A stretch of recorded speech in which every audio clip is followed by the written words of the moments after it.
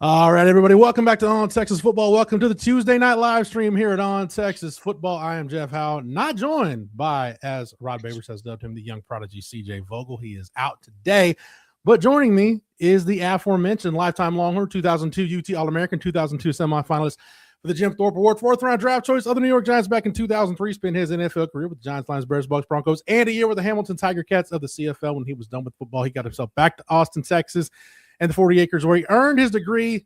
I promise, folks, whenever that T-ring comes back in, we'll make sure he wears it proudly. Nevertheless, he's a card-carrying member at DBU, and when you get that All-American honor recognized by the NCAA, they make sure you get one of those black cards. Number 21 in your program, number 1 in your hearts, Mr. Rod Babers. Rod, man, I love the intro, brother, because like I said, I don't get it enough, and it always makes me feel good. The correction, I do have the T-ring. I do have it. You got it? That's breaking news. That is breaking news. Yeah, I went on, did I got it. I got it in the mail, honestly, maybe like 3 weeks, maybe like a month ago, something like that. So I do have a T-ring now until I lose it again, but I got one. That is breaking news. That's a hell of a way to start the show. Hey, so real quick, yes, everybody has Trevor Goosby questions. The update on Trevor Goosby, he had the MRI today, this morning. It's a bone bruise to his left knee. As of right now, we still do not know a timetable for his return. So he is technically considered day-to-day, but we'll get to Trevor Goosby and the latest on him throughout the show. But, Rod, we're going to start it off with a very, very special guest. As someone who grew up watching Longhorn football in the 90s, that's how I came to know Texas football. This is awesome for me. Rod, it's awesome for you because this is one of your forefathers at DBU. Joining us right now, he was an All-American at the University of Texas. He was a first-round draft choice by the Detroit Lions in 1997. Ladies and gentlemen, Bryant Westbrook joins us on the show tonight. Bryant, how are you, sir? Good, man. DBs. Put the helmet on for him. I'm gonna strap it up for him. Bryant, we'll take questions. Hey, everybody, the chat's already lively, so if you got questions for Bryant, go ahead and throw them in super chats. As always, jump to the front of the line. Bryant, we'll get to talking about the Longhorns. We'll get to talking about some other things, but for those that don't know, Bryant's a very accomplished high school coach in the state of Arizona, now at Brophy Prep, formerly at Saguaro. Bryant, you guys had a dynasty out there at Saguaro. I think eight state championships. 8 in a row. How about that? 8 in a row. 8 in a row over 13 seasons, and now at Brophy Prep. So how are things out in the Valley of the Sun these days? Hot. It's about 115, but we put in work. We just started 2 days. Well, not even 2 days. We started practice 2 weeks ago. Got a scrimmage on Thursday. First game next week. Looking forward to it. Oh man, that's a so what? How long have you been coaching now? As combined in all your years post football. So I moved from Houston to Arizona in 08, started in 2008, and been going ever since. Yeah, and I got to Saguaro in 2012, and we started that thing rolling. Had on to coach a couple of pros now: Christian Kirk, Byron Murphy, Keith Ringo, so we was rolling. But definitely happy to be over there at Brophy Prep now, putting in work. Had some great players there. Got a DB by the name of Creed Thomas that's over at the University of Colorado now. So we just keep this thing rolling. Wow. Bryant, we ran down some of your credentials from your time on the 40 acres. We're a part of a couple teams that won conference championships while you were at Texas. Bryant, recruiting was not in the form it is now with the internet wasn't even really a thing at that point. Right. So for those unfamiliar with your background, how did you end up going from California all the way to Austin, Texas? Now tell me, the statute of limitations up, right? Yeah. I think so. All I remember is this. My mom had a Regal that broke down. A week later, I got a new Regal. Now I'm just playing. Now, you know what happened was, growing up in Oceanside, California, the military base, so a lot of guys, my best friend was from Corpus Christi. He used to always talk about Texas football. He was like, God, family football. I was like, Texas, right? Because I always wanted to go to Colorado. But man, I took a visit. 6th Street later, 2 days later at 6th Street, I'm at the University of Texas, baby. Look at 6th Street, even back then, had the same influence. Guys still go to this day. Interesting you brought up Colorado because that was one of my Final Five, too, was Colorado. People forget Colorado was kind of in school back then in the 90s, man. It was legit. They won a title in 90, and I said, I got a lot of people from my neighborhood and LA and everything like that saying they was going to Colorado, like Rashawn Salam and other guys. But so Colorado was high, but man, I got on that 40 acres, man. It changed my life, man. I ran into some great friends for life and everything like that. But just changed my life being on that campus. Can you talk about the class you came in with? Because you came in with some dogs too, especially the secondary. What was they doing in the secondary that year? Didn't you come in with Tajay and Chris Carter too? Y'all right? Y'all in the same class. Well, Todd is a year older than us, but our class in '93 was myself, Chris Carter, Trey Thomas. Right? It was dynamic. Todd was 1 year older than us. He came back and we formed one of the best secondaries in school history and everything like that. Yep. With Robert Crenshaw, Cody Danaher, Ryan Howard. So man, it was an honor and a pleasure to play with those boys. But C. Carter and Trey Thomas, they're my dogs, and Tajay. Nice. Bryant, we'll get into some of the highlights from your time at Texas, but I got to ask you, while because everybody, I don't know how early we are in the show. We've already gotten several comments about your hit on Leland McElroy, so I'll ask you this. I know there's 2 hits you get asked about, but if I said, Bryant, one you get to keep and one that I've got to wipe off the internet forever, it doesn't exist anymore. Which one means more to you? The hit on Leland McElroy in College Station in '95, or the headache you gave Randy Kinder the following year against Notre Dame in Austin? So I'm going to say this like I told at the Hall of Honors induction. The hit from Leland was good for the soul. The Notre Dame hit, that was good for my pockets. I knew after that one. But, and it's just different, man. It's, I learned the history of Texas football when I got there. And, I just hate those Aggies. So it felt real good to hit Leland. And, I don't think he's talked to me ever since. I wouldn't talk to you either, man, because that thing is still up there living. Because of YouTube, it's living on forever, man. You also had one against like Virginia Tech, right? Was that yeah, that was another one too. So you got 3 that'll kind of live on in infamy, but they're legendary among Longhorn fans. You are known, I consider myself a DBU historian.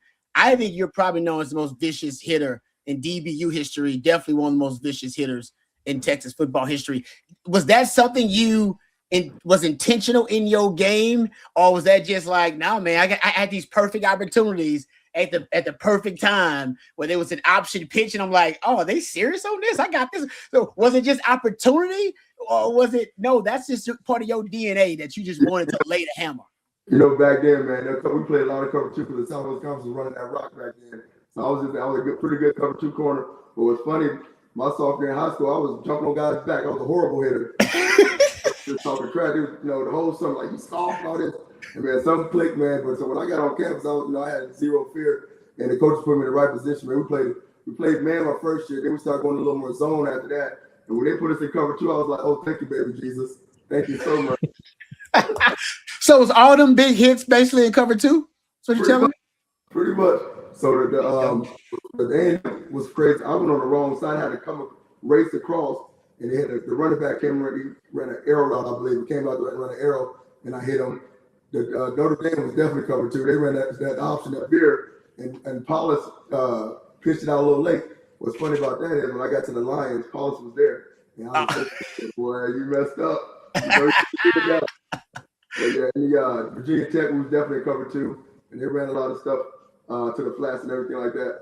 It was crazy, right? So we was in spring ball one year, and how they got the spring ball, and Coach McAfee, they kept running the same play. I mean, I must have hit the little scout team running back 5 times. Not even right, but yeah, man, they put us in a good position, man. Like, we started running a lot of zone coverage towards the end of my junior year. Yeah, Brian, we talked about your time at Texas, and it was it was kind of a time of transition with Coach McAvick. But you guys, you were part of teams, like I said, that won a lot of games, won the last Southwest Conference championship. I think that, Brian, that might be what gets lost for some people. You had the hit on Leland McElroy, but I think people forget that game was for the last Southwest Conference championship. You guys win that. Obviously, the following year, win the Big 12 championship against Nebraska. Brian, when you think back to your time at Texas, I know we talked about the games won and those hits and the memories, but what still sticks with you, 30 years after the fact from your time at Texas, still sticks with you today? You know what, man? I like to say we laid the foundation for the guys after us, right? And then we got the national championship and everything like that. Because when I got there, prior to me getting there, I'm not sure how many games they won or how many bowl games they got to, but I know myself, Carter, Trey, Toddy, we made a point to say, man, let's get Texas back to where it needs to be, right? So I think my sophomore year we went to the Sun Bowl. My junior year we went to the Sugar Bowl and the Senior Fiesta Bowl. And that's kind of what we want to do, man, is bring Texas back to where it's supposed to be. And I think we helped do that. And after that, man, they just started rolling. And I love it, man. Every minute of it. Yeah, you played with some great players. Do you remember when Ricky came in, when you first realized like, oh, he different. We all ballers out here, but this dude different than the rest of us. Did you have a moment like that about Ricky? I do. And what's crazy is I'm from Oceanside, California. Ricky's from San Diego, which is about 40 minutes north of San Diego. So I heard a little bit about him, and I remember he went to Patrick Henry High School, and I was like, he played fullback. But I remember, man, we was at practice, man, and the dude never took his helmet off. I was like, what's wrong with this dude? And I was his coach. And I was proud, like, man, I got this boy here. So I knew he was special, but I didn't know how special he was until we got on that camera. His first run, man, he took the ball, ran about 60 yards, and never took his helmet off. I'm like, man, this is 175 degrees. I mean, never took his helmet off. And then, he came around that corner, right? I said, oh, man, I got to get him. But, he was a freshman. I said, oh, I got to give him something. But I knew how special he was, man. We met outside. I was like, So right away, I knew how special he was. I think his first game against Hawaii, he had like 99 yards as a fullback. Man. About that backfield, man. We had Priest Holmes, we had Sean Mitchell. So it was dynamic backfield. But yeah, Ricky was special from the giddy up, man. And never took the helmet off. Little Rick.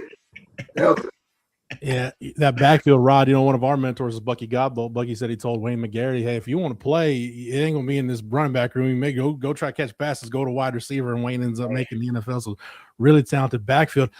Bryant, I want to ask you about the current program, the state of the Texas program right now. And you've got a couple different ties to Texas, obviously, as a letterman, but you coached Keely Ringo in high school. Keely Ringo played at Georgia, was part of that secondary. Will Muschamp was a secondary coach at Georgia. When you see Texas right now, Brian, first off, what's it been like to kind of follow Sark and the building process building up to this year? And then your thoughts on what you expect to see from Will Muschamp in his second go around at Texas.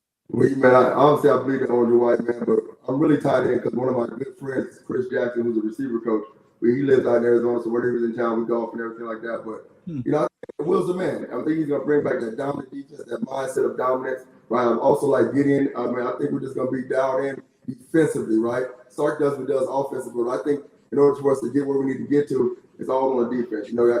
With Simmons Collins on the outside, I think we just have to, just bring back that dominance of defense. And I think his mindset is going to bring that back. Oh, no, sir. I agree with you on that. I think Sark actually wanted that intense mindset from Muschamp, and that especially in the SEC, going on the road, that kind of stuff. I want to ask you, because I think we got a super chat here, and it's actually a really good question. And you're a coach, so I know you watch ball a different way than everybody else. Dylan here, thanks for the super chat. Dylan says, Bryant, who is the DB you love on this team? That's a great question. That's one of my questions. Thank you, Dylan. That's a good question. Y'all make me work. Y'all make me earn my money today. I started looking at the young boy from Dallas. Well, I think he's from Fort Worth. John Merritt, something like that. Yeah, John Merritt, the young, early. Like that. But I've seen some highlights of him recently, man. And I think he might be help us out in the future, not next year. So I'm looking forward to seeing what he got going on. But man, DBU, man. I know we got a long list of DBs, man. I know Will and Gideon gonna get these boys right. So I'm looking forward to see what they got to do. And being in the SEC now, which I would love to play in, man. Bryant, since it's nice that we got Rod here for multiple reasons, but like Rod, you were at the Detroit Lions. The Lions took you 5th overall in the '97 draft. Any fun Detroit stories, memories from your time with the Lions, which I'm sure Rod can relate to, having been in the Detroit metro area for a few years. It's a family show. I'm just playing. But the funny thing about Detroit, man, is right. I played with some great running backs in my life. I've had the opportunity to play with Ricky, Sean Mitchell, Priest Holmes. When I got to Detroit, I played with that boy Barry Sanders, right? And it was fun because, like I said, I was known for being a big hitter, so I'm gung ho, right? I'm like, hey, I'm about that life. And man, Barry came around that corner and they said, no. Hey, he's gonna tag off. You know what I mean? So I had to learn how to be a professional and say, oh man, listen, there's a time and a place for everything. So that's one of the crazy stories. I wanted to light him up, but they was like, no. Yeah. You gotta tag him off, run past that hip. But man, yeah, it was good. That was a cool experience, man. Just playing with the great Barry Sanders and realizing that there's some good ones and then there's some great ones. Right? Yeah. And that's crazy for you to say, because I had those moments too where you realize, because Barry Sanders, I mean, you're talking about GOAT status there, all-time great, period, college or pro. You actually had stops in Dallas and in Green Bay too. Let's not talk about Dallas. Let's not talk. That's what I say every time people ask me, who'd you play for? I say, I played with Green Bay, Detroit for 5, Green Bay for 3. I said, he's like, Dad, why you never miss Dallas? I said, man, I got cut out the one game, man. But man, you know what, man? I always say this, man. Jerry Jones is a great owner, and it was just your mindset got to be right. And at that time in Dallas, man, I was back in Texas, man. My mind was definitely not right. No, I feel that. Trust me. Listen, I'm nobody to talk. I got cut by the Detroit Lions, and I believe like the next year they went. That's when they went winless. All right, so they decided that I wasn't good enough to play for the Ofer team. So I got no room to talk, man. I feel I got cut though, because it was a narrow game between the Texans and the Cowboys. You can't lose that game. I already knew. That was their first year, right? Yep. And the first year, David Carr just got drafted, and man, I remember Robbie. This. So we play on that Sunday, whatever. We was in that meeting, right? And they had that Grim Reaper, and he was like, "Hey, Mr. Westbrook, Jerry wants to see you." I was like, "For what?" And then he said, "Bring a play." But I said, "Oh man," but it was a blessing. Because I got to go back home to Houston and rehab, and then I went to Green Bay after that, and it was cool. Brian, we got a couple super chats coming in, some questions for you. So I don't want to keep you too much longer. I know you got things to do, but we'll run these down real quick. All right, Q, thank you for the super chat. Said, Brian, how much have you kept up with college football and the Horns since you retired? I'm a diehard Longhorn, man. So I never forget watching I'm in Arizona, so ASU versus Texas. I'm at this place on the backyard. Only one with the UTO and everybody else ASU, man. I went crazy. So I'm a diehard, man. I love it. I love it to death, man. I mean, it's in my soul, it's in my heart, it's in my veins, and I keep up with it a lot. Like I said, the fact that one of my good friends is Chris Jackson, I'm down there with it, man. I had the opportunity to be inducted to the Hall of Honor in 2019. It was the first time I went back in a long time, and it's just an honor, man, a pleasure, man. So yeah, I'm pretty down there with it. I watch every game. I'm a little older now, so the players, I get lost in the players' names and everything like that. But man, it's in my soul, and it's always gonna be in my soul. Nice.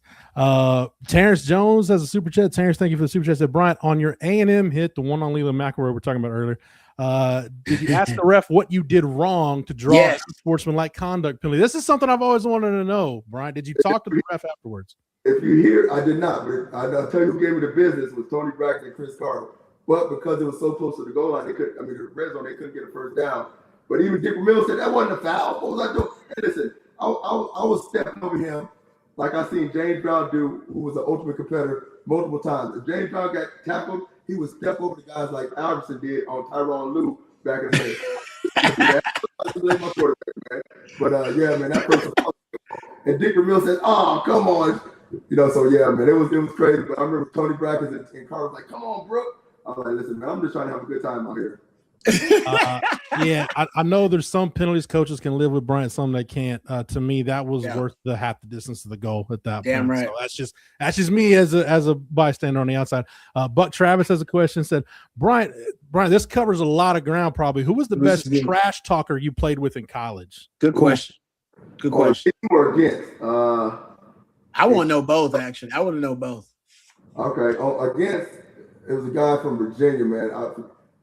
It wasn't Jermaine Coyle, it was another receiver, man. This little dude was just talking crazy. I was like, what's going on? You don't even know my mama. I mean, you don't even know Jordan.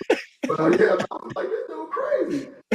On the team, man, we had a teammate from Dallas Carter named Daryl Wilson, man. Daryl talked, everybody was talking crazy to everybody, but he was a good brother, man. But yeah, I don't remember the guy from Virginia, but it was a little dude, man. They could probably call him Peanut or something like that. He talked every play. Man, I think he even tried to punch me in the stomach one time. I said, man, you 5'8". Yeah, man. And on our team, it was Daryl Wilson for sure. And then LaVelle Pinckney talked a little bit too, but he more talked off the field. But on the field, totally was Daryl Wilson from Dallas Carter High School. Nice. I think Lavelle actually just had a birthday in the last day or two, too. So, Brian, we got one more for you. Said, from Wooderson, thank you for the super chat. Said, aloha, Brian. Saw you last spring at the Four Seasons in Oahu the day of a men's basketball game. Enjoy spending time with you and your family. Thank you for being a genuine stand-up dude. I got to come again soon. Brian, I don't think we got to twist your leg to get you back out to Hawaii, do we? Not at all. And listen, I remember that the Four Seasons was real nice too. And I remember this guy. Yep, we both had UT on. You know, anytime I see somebody with Texas on, I give them love, man. Because like I said, man, it's in my DNA, it's in my soul now. So it was an honor. Hey, before we go, man, I don't know how long I got on here, but I want to give a shout out to my guy Storm and Norman Watkins, man, for putting that's right. You guys and everything like that. And like you said about Babers, he's number one on your program and number one in your heart. Great day. Hey man, appreciate that love. And you're right, man. My man Noah Marcus, he's a gent. Talk about stand-up dudes, great human beings. Every time I get a chance to hang out with Noah Marcus, man, I'm reminded of that. So he's good people. He's a friend of OTF too, for sure. Yes, sir. One of the all-time greats in the history of DBU, right. Bryant Westbrook, joining us here on the show. Brian, thank you so much. Hey, best of luck, Brian, to you and you guys out at Brophy Prep this year out in Arizona. DBs, full life. DBs. That's right, baby. Thank you, guys. Right, thank you, Brian. Appreciate you, brother. Hook 'em. There goes Bryant Westbrook. Rod, again, the first Texas football game I ever attended was in 1993. So for me to have Bryant Westbrook on the show, apologize if I fanboyed a little bit, but that's nice to have a guy like Bryant Westbrook come through. Yeah, there are certain like eras of D, because I consider myself kind of a DBU historian, eras of DBU and certain players who pretty much kind of encapsulate that era. And he is definitely one of those guys. Like right before my group of DBUs, kind of the reinvention of it, it was Bryant Westbrook. And I mean, like I said, he's made man status. Like he's OG. Yeah. He's OG to me. By the shout out to Marcus Myers on the OTF staff. Marcus got that set up, I believe, with Bryant Westbrook. So thank you, Marcus, for helping us out with that. Great to catch up with Bryant Westbrook again. 8 straight state titles he helped Saguaro win. Christian Clark, Keely Ringer, they had a lot of guys come through that program. Now they're doing it out of prep. So hey, right now we do have to take a little pause. Thank a couple of our sponsors. We will get to the super chats. And yes, we will talk Trevor Goosby coming up here in just a minute, but I got to thank a couple of our sponsors, including our lead sponsor here on the Tuesday night live stream. That is Andy Ludicky and My Perfect Franchise. Are you stuck in the corporate rat race of 2 weeks of PTO and no control over the money you can make or your schedule in general? If that's you, then call Andy. He'll take you through a process to help you find a business that'll fit your skill sets and your financial goals. Franchise ownership isn't for everybody, but if you have a desire to take control of your destiny, call Andy or email him at andy@myperfectfranchise.net. Again, that's andy@myperfectfranchise.net. And we want to thank Andy Ludicky and My Perfect Franchise for sponsoring this edition of On Texas Football. And Rod has a word from our friends over at Prize Picks. All right. Thank you very much, Jeff. Appreciate that. And we appreciate our friends at Prize Picks as well. America's #1 sports picks app. And honestly, folks, it's really, really simple. That's why it's, I think, so popular, because it's really easy, really simple. For players picks, you're picking more or less on player stats. You can lock your lineup in, that's it. But if you like picking teams over individual players, Prize Picks has you covered there as well. You can now pick the winner, the spread, on the total on games, even fights.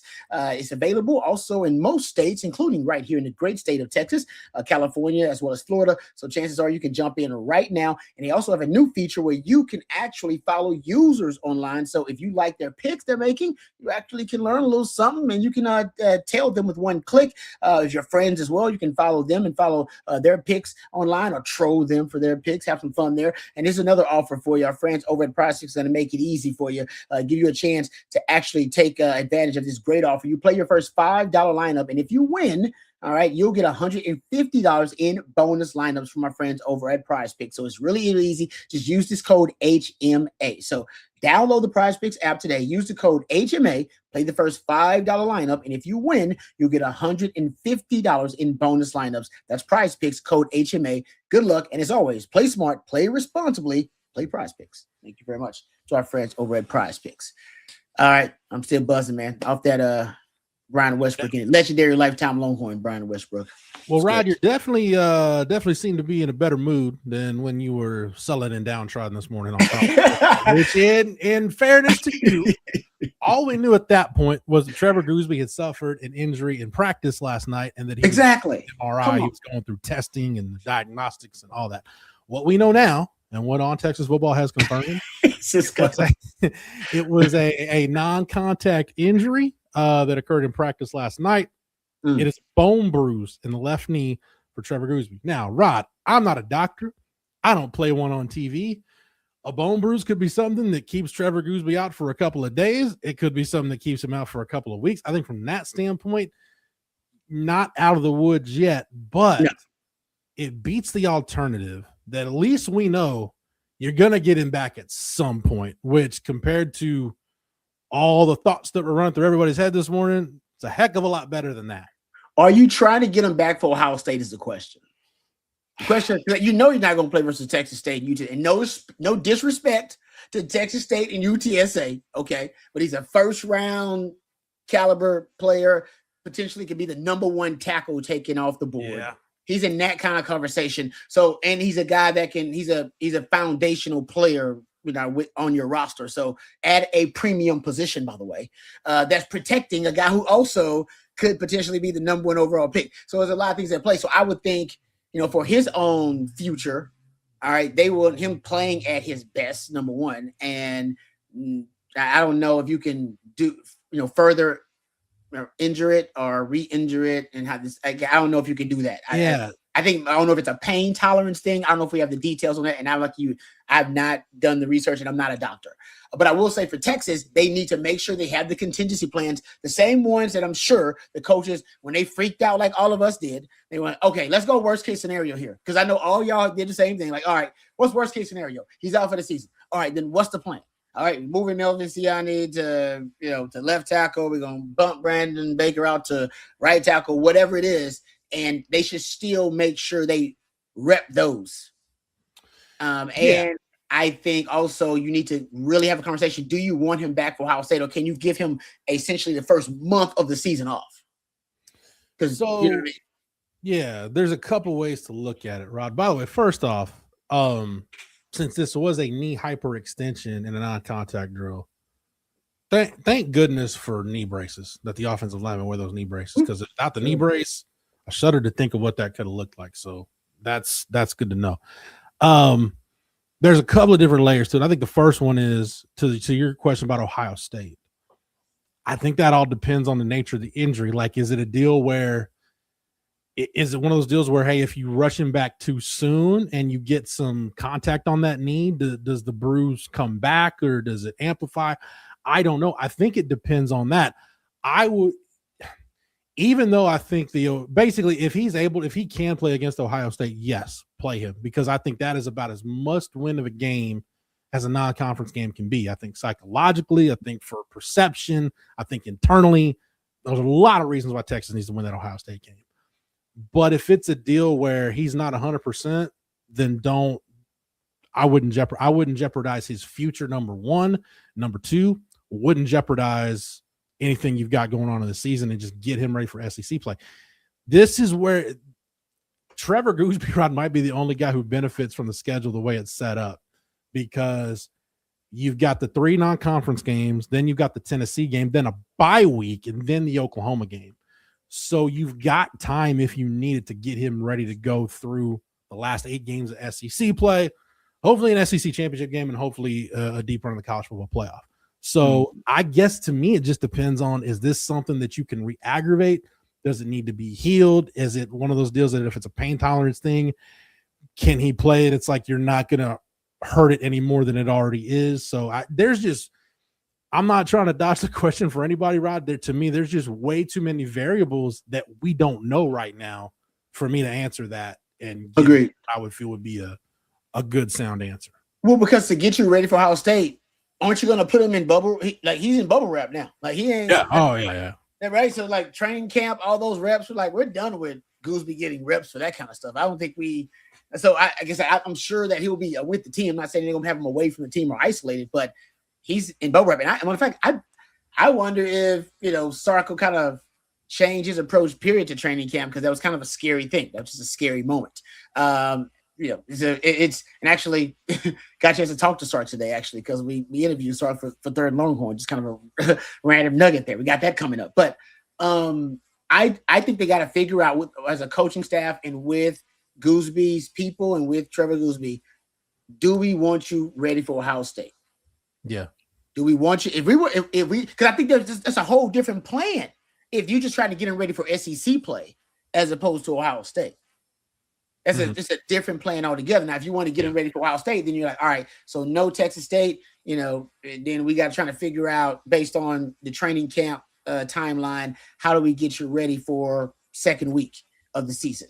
But if you're deciding, all right, he's not going to play there, we just want to make sure we got him for the stretch, because if he plays and he re-aggravates it, it could worsen the condition, and then we could have him out for the entire year, that kind of thing. I don't know enough about the bone bruise, I'll admit. Yeah. And I imagine some of it is pain tolerance. So I imagine how a great deal of it may just be pain tolerance and how tough you are. But also I imagine you also can re-aggravate it and worsen the condition and then make you essentially unavailable to the team down the stretch. Yeah. Like yeah. 2 Jacksons has a super chat on this, so we'll go ahead and get to this while we're talking about Trevor Goosby. 2 Jacksons, thank you for the super chat. Said, after the Goosby injury, we heard a lot about the season being in jeopardy. Do y'all think that a Goosby loss is worse than another physicality letdown? I believe the physicality loss is 2 to 3 games last year. I don't. This is just the way I look at it, and I'm not saying Kyle Flood and Sark or Trevor Goosby people are looking at it the same way. I don't want him back until he's as close to 100% as he could possibly be. In other words, I don't want, and I'll tell you why in a second. I think like 100% of Jordan Coleman or whoever is on the field, I'd rather have that than like 60% of Trevor Goosby, because here's where I am. He one of like the handful of players that you can't afford to lose? 100%. Rod, you said on Coffee and Football this morning. Like, how do you replace Trevor Goosby? You don't. You don't replace a franchise left tackle who's got legitimate top 10 potential in the draft. Like, you don't replace those guys, especially now in the portal era. Like, you just can't have that kind of offensive line depth. Like, I don't know why you would do it. Like, you don't have those kind of insurance policies. But if that injury causes your offense to crater, then one of two things has to be the case. Either Sark's not nearly as good as we think, or this roster's not nearly as talented as we think. And I don't think either one of those things are true. So it would hurt, but I think you're talented enough and there's enough pieces around Arch and other than the left tackle that, yeah, would it hurt? Absolutely. But it's not going to cause this offense to just completely tank. I think way too much of Sark. I think way too much of the other talent on hand to think that. In that case, I mean, you're leaning towards keeping him out as long as you can. And if you're going to keep him out as long as you can to get him as healthy as possible, you're probably leaning toward him missing out on it. That's a really, I don't know where the Goosby camp stands on it. I don't know where Texas stands on the Ohio State game, because that I think is going to really determine, essentially this timeline. But I agree with Jeff. I think Siani played left tackle at Wake Forest, so he's got left tackle experience. Brandon Baker played left tackle at Texas last season. I'm sure he'd be better. I know they think he's an ideal guard, but he still would be better than he was last year if you move him out the tackle. So he'd be serviceable. And you brought in lots of interior offensive linemen. You brought in, of course, you got Cole Hudson back. Woo, man! Thank God for the Cole Hudson decision. Now, and then, what I mean? So you do have, and of course you got Lawrence Seymour, so you do have the pieces to still have a capable and competent and serviceable offensive line. You were one of the worst O-lines in the country last season in pass protection and in run blocking, period. Now you got better as the season went on, but you still had Sark's worst run blocking, arguably his worst run blocking O-line and the worst run game. And you had a quarterback who was the 6th most pressured quarterback in all of college football. They're going to be better than that, even if Goosby misses, multiple games. Yeah. They're going to be better than that just because the talent, like you said, around them is better. Now, could they reach their ceiling as an offense? No, I don't think so. I don't think they'll reach their ceiling as an offense. Do you have to change your identity of your offense a little bit? Maybe you don't.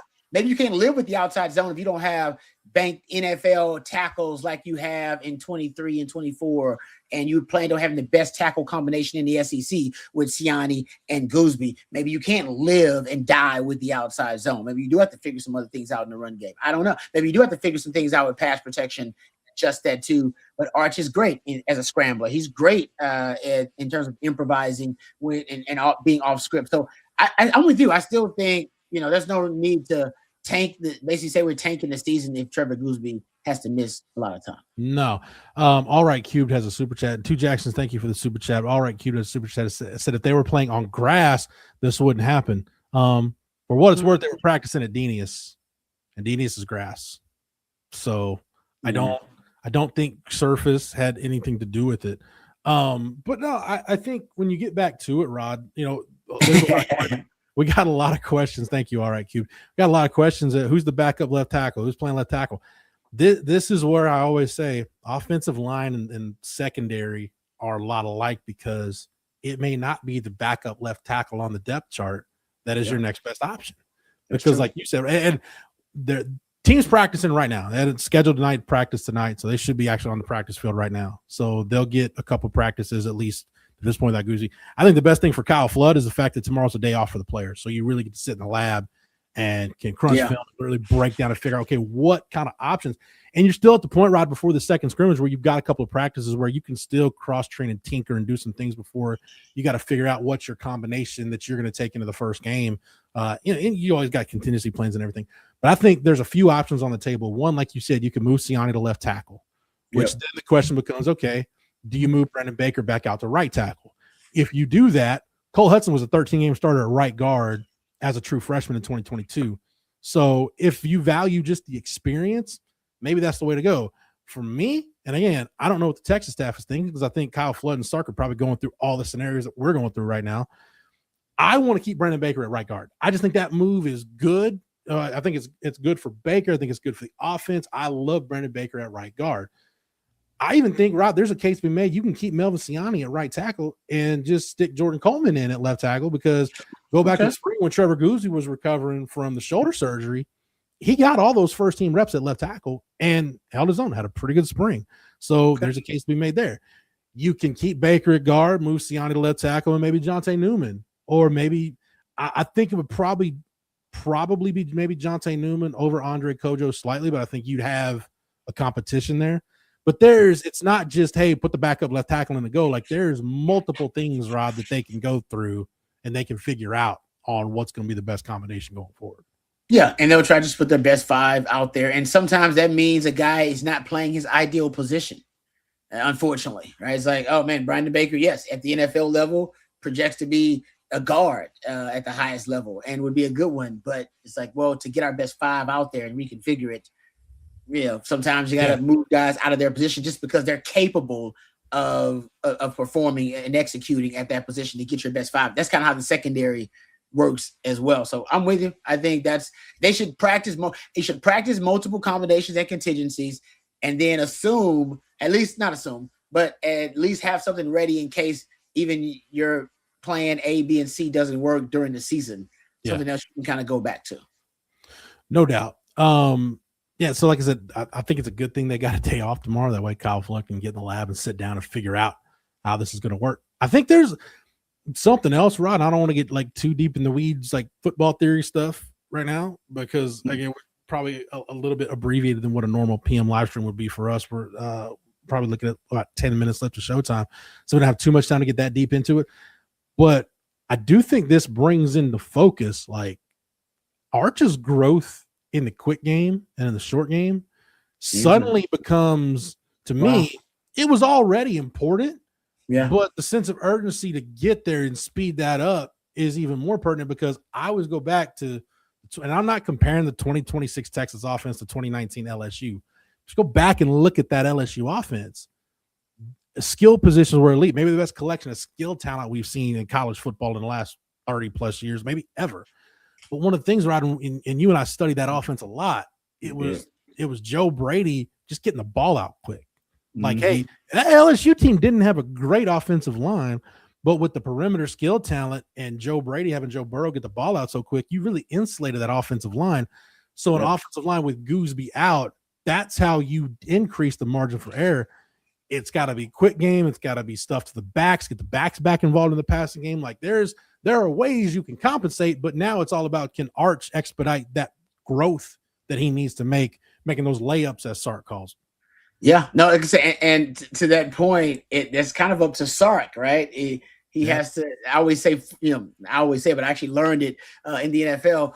Football and life, right, are oftentimes, kind of a compromise, deciding between what you want to be and what you need to be in order to survive.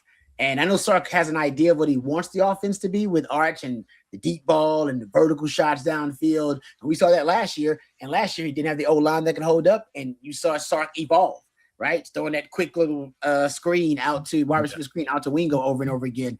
And I think this season, hopefully you don't have to see such a drastic evolution. He goes into it knowing, like, you know what? If we don't have a Trevor Goosby, then there's no way we're going to be as elite at pass protection as we would and normally would be. So you should insulate with the quick game and take calculated shots downfield, not just build your passing game around the vertical shots. No doubt. We got a super chat we got to get to. Got a couple other things before we wrap, but got to thank a couple more sponsors here on the Tuesday night live stream. Shout out to our lead sponsor for the Tuesday night live stream. That's Andy Ludicky and My Perfect Franchise. Do you want control over your own destiny? If you do, maybe franchise ownership is right for you. If you think that's the case, call Andy Ludicky. Andy's an expert at placing people in the right franchise that fit your strengths and your finances. Franchise ownership isn't for everyone, but if you have a desire to take control of your destiny, call Andy or email him at andy@myperfectfranchise.net. That's andy@myperfectfranchise.net. We want to thank Andy Ludicky and My Perfect Franchise for sponsoring the Tuesday night live stream here at On Texas Football. And shout out to Mark Saunders for also sponsoring the Tuesday night live stream, the long-running sponsor of the recruiting breakdown here on the channel. When it comes to protecting all of your stuff, wouldn't it be great to have one place that protects it all? Here's some good news. Texas Allstate agent Mark Saunders is the only insurance agent you're going to need. Everything from your home, car, and boat to your motorcycle, RV, and ATV. If you're looking for someone local to the Austin and Round Rock area, give Mark a call at 512-218-8571. Are you in good hands? With more than 35 years of experience, you'll be in good hands with Texas alum Mark Saunders. Again, give Mark's office a call at 512-218-8571. That's 512-218-8571. And we want to thank Mark Saunders for sponsoring not just the recruiting breakdown here on the channel, but sponsoring the Tuesday night live stream here at On Texas Football. All right, let's get to got a super chat. I always love it, Justin Yarbrough super chat. Justin, thank you so much for the super chat. Said last year the defense seems to start going downhill mid-season. Could we see the opposite effect this year or a more consistent defense? This is an interesting question, Rod and Justin. Thank you for the questions, making us think here on a Tuesday.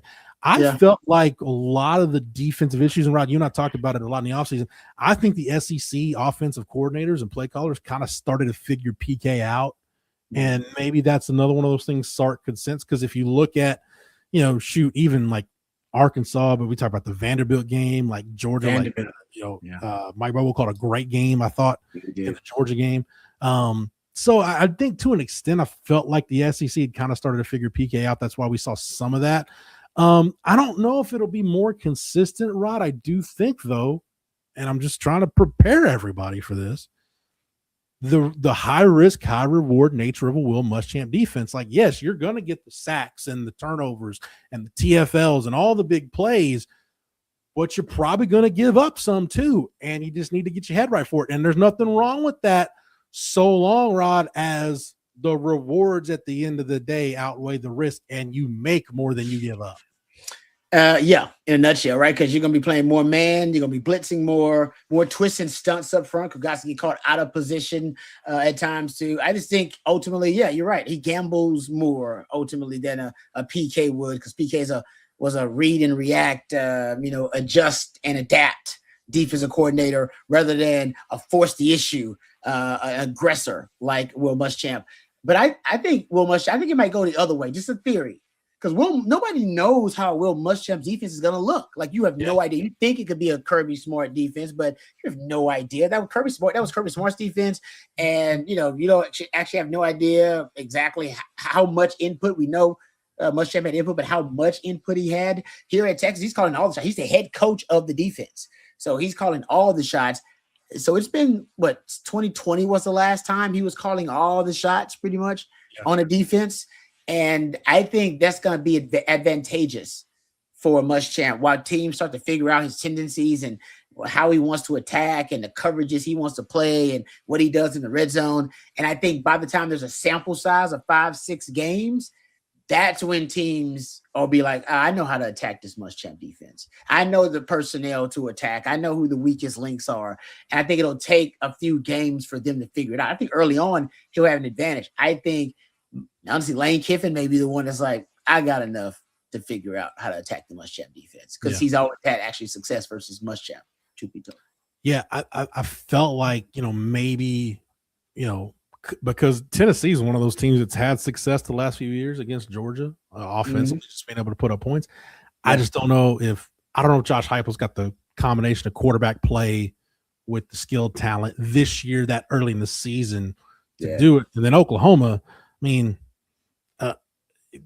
until it's proven otherwise, Rod, until I see a few games of John Mateer not just giving the ball to the other team, that's why I'll pick Texas to win that game. Yeah. No, I'm with you. I agree. I'm not going to pick against Sark against the rivals because he's done so well versus Oklahoma versus Texas A&M. But I will say beating each of them in the same season 3 times in a row has not happened since the late great DKR. Throwing it out there. Thank you for pointing that out, Rod. We got a couple more super chats to get to. 2 Jacksons with another super chat. Thank you for the super chat. Said Rod, had the penalties decreased on defense? Jeff, what do you need to see in scrimmage 2 to give you peace of mind? Rod, again, my thing with penalties is this: there are some you can live with, like some of the live ball penalties, like DPI, depending on the officiating crew and if you're home or road. I mean, some you might have to not live with, but say, okay, that's just going to be called today. It's the pre-snap stuff that just drives you nuts. I haven't heard about penalties being a big issue in camp to this point. No, they haven't. I just haven't heard it. No, but they had to have a plan for it. I mean, you were one of the worst teams in the country in terms of penalty yardage and penalties per game. So I know Sark had a plan in place. In terms of defense, I think, I'm with Jeff on that. I think you might have a little bit more defensive pass interference calls this year just because you're going to play aggressive man coverage. And there'll be times where, hey, man, sometimes you're out of position, you're grabbing, and you'll almost want to test the limits as a physical press corner because you got to find out what the referee's going to let you get away with. Hey, you're gonna let me get away with this little bump downfield, little tug downfield, and that's really how you gotta feel your way through the game as a defensive back, because you get refs kind of giving you that look as you now feel like, hey, just so you know, I see that again. And so I think because they're playing press man, you may get more defensive. I haven't calculated how many DPIs they had, but I think you might get more this year just because that's the nature of playing press man. You want to see Will Muschamp lose it on the sideline, commit a pre-snap or post-snap penalty on defense. It's a good way. It's a good way to get him. Yes, agree. And Colin Simmons, by the way, he was one of your leaders in that last season. He did curb it as the year went on. He did. So hopefully out of the gate, it's a better start. All right, 2 Jacksons, thank you for the super chat. I got a super chat from SEC War Daddy. Said the national media seems to be high on USC this year. Not me. Can you guys imagine if Lincoln Riley actually makes it to the national championship and it's against Texas? A rematch of 2005. I don't know, Rod, there'd be something poetic, like go back to Sark's first Red River game and Caleb Williams makes that big comeback. I don't know, there'd be something poetic about Texas and USC. Can Lincoln Riley get over the hump and look at his record against Texas, and then it's Sark against SC where he was fired from, and that's sexy. That's sexy. Go back to that 2021 game. Yeah, it's Texas and USC. I don't care if it could be a game with 0 stakes, and it's gonna be a blockbuster matchup. Well, and you got Gary Patterson there, GP now. That's the hope is that finally Lincoln Riley's found his guy, but GP is kind of like Muschamp, and nobody really knows how GP defense is going to look at USC because he's been out of the game for a little while. And he's never really had access to athletes like this at USC. He he's a guy he's kind of a Costco defensive play caller, right? He gives value. He's all about value and doing more with less. Now he's got access to some of the best athletes in college football. We'll see what the GP scheme does with those guys. But I'm a believer in GP, by the way. I love Gary Patterson. I love NIL and refs here. USC versus Texas in Vegas. What could possibly go wrong? I think there's a lot of teams you could put them in the title game in Vegas and say what could possibly go wrong. Man, I ain't been Vegas. That's how far we come that we can play in title games in Vegas. Beautiful times are a changing, Rod. All right, that's going to do it for the Tuesday night live stream. Thanks everybody for keeping the chat lively. Thank you for the super chats as always. Rod B, thank you for sitting in for CJ tonight. It's much appreciated. The time, the knowledge, the intel, the expertise as always. Big thank you to Matthew behind the scenes for producing it. Hey, if you're not a member over at ontexasfootball.com, now is the time to get over to the site and check out everything we've got going on the site. New members, take advantage of our limited time offer, $3 for your first 3 months of access over to ontexasfootball.com. If it's happening behind the burnt orange curtain, we're talking about it over to ontexasfootball.com. So do not hesitate. Take advantage of the limited time offer, $3 for your first 3 months of access over at ontexasfootball.com. Before we're done tonight, make sure you hit that like button. Make sure you're subscribed to the On Texas Football YouTube channel. Make sure you got your notifications set. Those would have come in handy today. In case we go live or drop a new video, you're not going to miss any of our Longhorn coverage or breaking news. Again, thank you for all the questions, the comments, the super chats. If you had something we didn't get to, you can address it to the guys tomorrow, bright and early, at Coffee and Football. Yes, hashtag stay girthy, Cisco and for hashtag. It's how we do it. It's how we do it on the weeknights, Rod. How we do it on Tuesdays and Wednesdays. We will be back tomorrow. Should be the normal Wednesday crew. Myself, Marcus Myers, and CJ Vogel tomorrow night. So until then, for Rod and for Matthew, for the entire On Texas Football staff, I'm Jeff Howe. Thank you so much for watching and listening. And until next time, hook 'em. Shout out to Bryant Westbrook. Thank you for joining us. Hey, DB, you legend, baby.